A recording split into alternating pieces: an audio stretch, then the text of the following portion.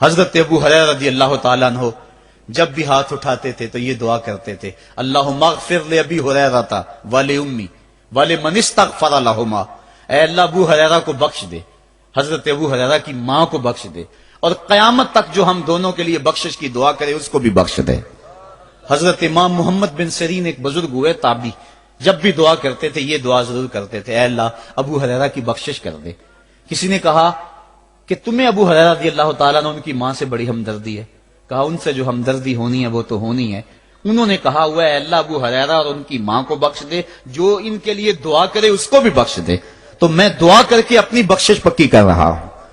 تو والدین کے لیے دعا کرنا اللہ کی رحمت کو دعوت دینا ہے۔ تو فرمایا کہ جاؤ اویس بن عامر کو جانا اور جا کے اس کو میری امت کے لیے دعا کا کہنا۔ حضرت سیدنا عمر فاروق حضرت علی المرتضیٰ گئے، جا کے ڈھونڈا، تلاش کیا، اویس بن عامر ملے، حضور کا سلام کہا، بس پھوٹ پھوٹ کے رونے لگے۔ کہا بتاؤ میرے رسول کے لبوں پہ میرا نام کیسے آیا تھا؟ حضور میرا جب تذکرہ کرتے تھے کیسے کرتے تھے؟ یہ درد دیکھا تو بولے کہ کیا آپ اتنی محبت رکھتے ہیں تو پھر ملنے کیوں نہیں آئے حضور کو؟ اتنا جو پیار رکھتے ہیں تو زیارت کرنے کیوں نہیں آئے؟ تو حضرت اویس کرنی نے بات کے رخ کو بدلا، کہا تم نے میرے رسول کو دیکھا؟ تم نے میرے رسول کی زیارت کی ہے؟ کہا ہاں ہم تو صبح و شام وہاں رہے ہیں۔ کہا پھر بتاؤ حضور کے یہ ابرو جڑے ہوئے تھے یا کھلے ہوئے تھے؟ اب دونوں حیران ہو گئے۔ کہا تم نے تو دیکھا، میں نے تو دیکھا نہیں، تم بتاؤ نا، پھر میں تو گیا نہیں، مجھے کہتے ہو گیا نہیں، تم بتاؤ حضور کے ابرو جڑے ہوئے تھے یا کھلے ہوئے تھے؟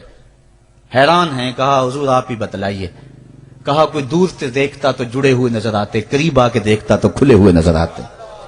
یہ وہ ہے جو ماں کی خدمت کرتا رہا اور حضور کے دربار میں حاضر نہیں ہو سکا، لیکن حاضری اس کی تھی، وہ جہاں بھی تھا وہ نبی کے قرب میں تھا۔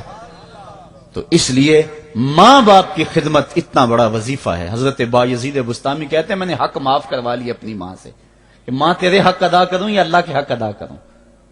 تو مجھے اپنے حق معاف کر دے، میں اللہ سے اپنے حق معاف کروا لیتا ہوں، اپنی اللہ کو راضی کر لیتا ہوں۔ جنگلوں میں گھومتے رہے، 12 سال بیت گئے، ایک دن دوبارہ آئے، بستام کی سمت سے گزرے، خیال آیا چلو ماں کو سلام کر جاؤں۔ تہجد کا وقت تھا، رات کا وقت تھا، دروازے پہ کھڑے رہ گئے کہ میری ماں سوئی ہوگی، میں نے کبھی کوئی خدمت نہیں کی ماں کی، تو اب اٹھا کے تکلیف کیوں دوں؟ ساری رات کھڑے رہے۔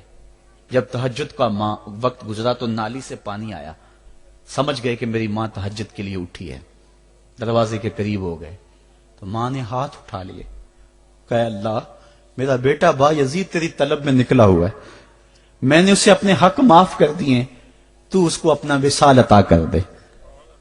حضرت بایزید دروازہ کھٹکھٹانے لگے اور ماں کے قدموں میں لپٹ گئے اور رو کے کہنے لگے جس رب کو میں جنگلوں میں تلاش کرتا ہوں وہ تو رب میری ماں کے پاس ہے۔ تو ماں کی دعاؤں میں اللہ کی رضا ہے، ماں راضی ہو جائے تو سمجھ لو خدا راضی ہے۔